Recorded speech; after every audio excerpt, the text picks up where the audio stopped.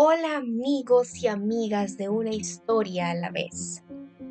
Les saludo y agradezco por acompañarme una vez más en esta nueva historia. Hoy les invito a que traigan una taza de su mejor bebida, porque este final es tanto interesante como intrigante. ¿Están listos para una historia de suspenso? Antes de comenzar, quiero invitarles a que se suscriban a mi canal y que le den me gusta si encuentran este contenido atractivo. Además, hoy les traigo una sorpresa. Quédate conmigo al final del video y te cuento qué traigo para ti. Sin más, vamos por esa historia. El castillo en el cual mi criado había decidido entrar a la fuerza para evitar que me encontraba desesperadamente herido, pasara la noche al aire libre, era uno de esos grandes edificios, mezcla de tenebrosidad, melancolía y grandeza, que desde hace tanto tiempo fruncen el ceño entre los Apeninos, no menos en la realidad como en la fantasía de Mistress Redcliffe. A juzgar por su apariencia, había sido recientemente abandonado en forma temporal. Nos instalamos en una de las habitaciones más pequeñas y menos suntuosamente amuebladas. Estaba ubicada en una torre remota del castillo. El decorado era opulento, aunque andrajoso y antiguo. Sus paredes estaban recubiertas de tapices y adornadas con diversos y variados trofeos heráldicos, junto con una inusual cantidad de pinturas modernas encuadradas en marcos dorados con lujosos arabescos de oro. Sentí un profundo interés por aquellas pinturas que colgaban no solo de la superficie principal de las paredes, sino también de los numerosos recovecos que la bizarra arquitectura del castillo requería, a causa, quizás, de mi incipiente delirio. Le pedí entonces a Pedro que cerrara los pesados postigos de la habitación.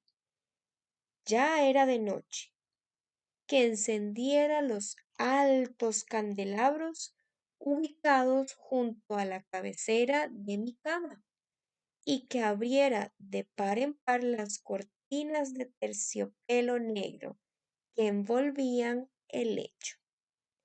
Deseaba que Pedro hiciera todo eso para resignarme. Si no podía dormir, a contemplar las pinturas y a leer lentamente un pequeño volumen que habíamos hallado sobre la almohada y que contenía la crítica y la descripción de cada obra. Durante un largo, muy largo rato, leí y devotamente, con sincera devoción, observé los cuadros. Las horas transcurrieron rápida y gloriosamente, y llegó la profunda medianoche. No me agradaba la posición del candelabro, y estirando mi mano con gran dificultad para evitar molestar a mi criado que dormía, lo ubiqué de tal forma que su luz diera de lleno sobre el libro. Pero esta acción produjo un efecto completamente imprevisto. Los rayos de las numerosas velas, eran muchas, cayeron sobre un nicho de la habitación que hasta entonces había permanecido oculto en las sombras que proyectaba una de las columnas de la cama.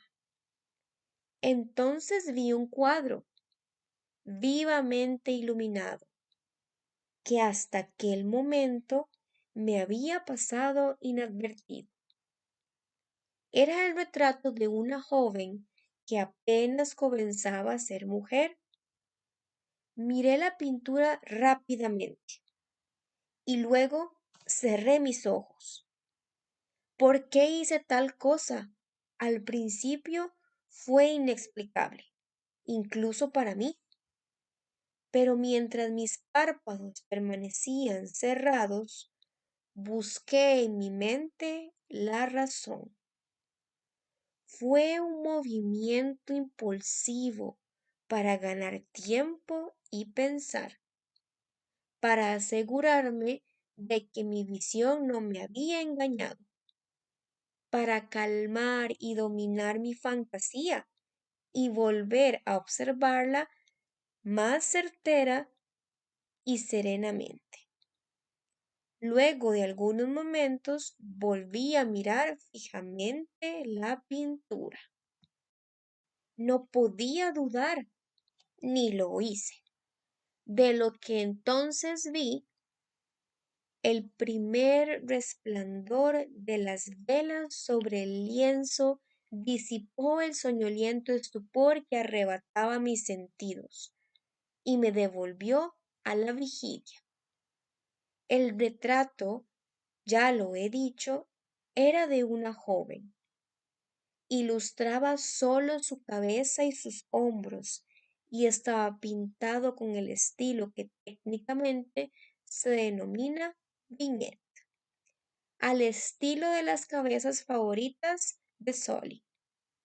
Los brazos, el busto e incluso los extremos de su radiante cabellera se fundían imperceptiblemente en la vaga aunque profunda sombra que componía el fondo del conjunto. El marco era ovalado, lujosamente dorado y afiligranado de arabescos. Como pieza de arte, nada podía ser más admirable que la pintura en sí, pero no habían sido ni la ejecución del trabajo ni la inmortal belleza lo que tan repentinamente me había movido, mucho menos que mi fantasía, sacudida de su duerme vela, hubiera confundido aquella cabeza con la de una persona viva. Antes de contarte el gran desenlace de esta historia, quiero invitarte a conocer un poco sobre el autor de este cuento, Edgar Allan Poe. Edgar nació en Boston en 1809. Fue hijo de actores ambulantes. Quedó huérfano a los 2 años y fue adoptado por John Allan, un rico terrateniente de Richmond. Su vida agitada e inestable lo llevó sucesivamente a la Universidad de Virginia, a empleos diversos y a la Academia Militar de West Point. En busca de fortuna, se trasladó a Nueva York, donde comenzó su carrera como escritor. En 1843 obtuvo un premio por su cuento El escarabajo de oro. Cuéntame en los comentarios si te gustaría que exploráramos también esa historia. Un año más tarde publicó su famoso El gato negro. Ahora bien, te cuento que Edgar Allan Poe es considerado como el creador del género policial por lecturas y cuentos célebres como El pozo y el péndulo, La caída de la casa Usher, Los crímenes de la calle Morgue y La carta robada. Lamentablemente murió solo y olvidado en 1849. Ahora sí, ¿te parece si descubrimos el desenlace de la historia? Noté enseguida que las peculiaridades del diseño, el estilo viñeta y el marco habrían disipado instantáneamente semejante idea. incluso hubieran evitado una distracción momentánea. Meditando seriamente sobre estas cuestiones, permanecí, quizás durante una hora, entre sentado y acostado, con la vista fija sobre el retrato. Finalmente, satisfecho con el verdadero secreto del efecto que producía en mí, me acosté de espaldas sobre la cama. El encantamiento de la pintura consistía en una absoluta semejanza con la vida, en su expresión, que al principio me estremeció, finalmente me desconcertó, me dominó y me espantó. Con profundo y reverente temor, volví a poner el candelabro en su posición original. Cuando la causa de mi profunda agitación desapareció de mi vista, busqué ansiosamente el volumen que contenía el análisis de las pinturas y su historia. Di vuelta las páginas hasta encontrar el número que designaba al retrato oval. Allí leí las imprecisas y singulares palabras que siguen.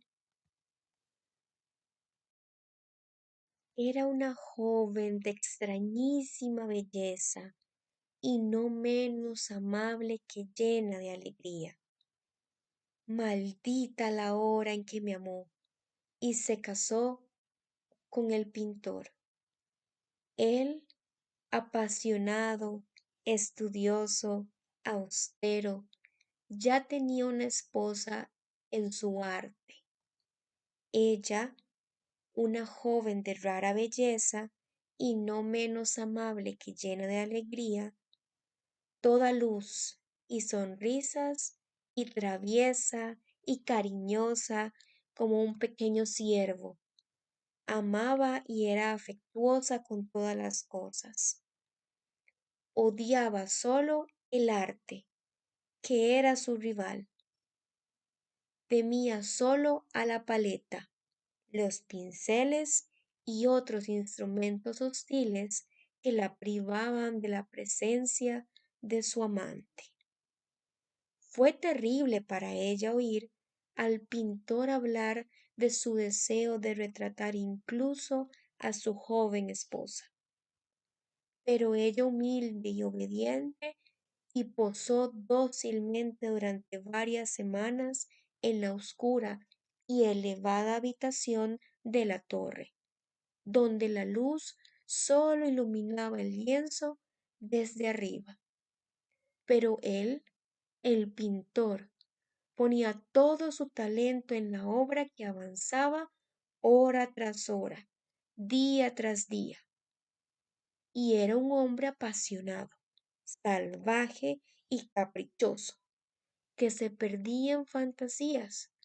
Es por eso que no quería ver que la luz fantasmal que caía sobre la solitaria torre marchitaba la salud y el espíritu de su esposa, que se consumía a los ojos de todos excepto los suyos.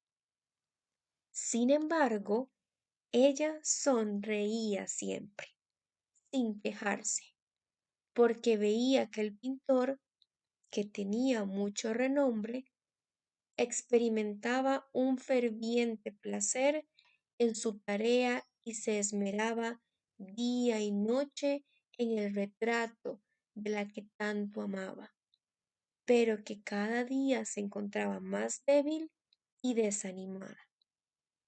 Y, en verdad, cualquiera que contemplaba el retrato hablaba en voz baja de su semejanza, como de una imponente maravilla, y prueba no sólo del poder del pintor, sino del profundo amor que sentía por aquella a quien retrataba tan prodigiosamente bien. Pero luego de un tiempo, Cuando la obra ya estaba casi terminada, ya no se admitía a nadie dentro de la torre, porque el pintor había enloquecido en el ardor de su trabajo y rara vez se levantaba los ojos del lienzo, ni siquiera para mirar al rostro de su esposa. Y no quería ver que los colores que desparramaba sobre el lienzo los arrancaba de las mejillas de la que se sentaba frente a él. Y cuando ya habían pasado varias semanas y quedaba muy poco que hacer, excepto por un toque sobre los labios y una pincelada en los ojos, el espíritu de la joven vaciló como una llama a punto de extinguirse, y el toque y la pincelada fueron hechos. Y por un instante el pintor se detuvo extasiado frente al trabajo que acababa de terminar. Pero un momento después, mientras aún contemplaba el retrato, se estremeció, se puso pálido y gritó horrorizado con voz desgarrada. En verdad esto es la vida misma. Y volvió bruscamente el rostro a su amada. Estaba muerta.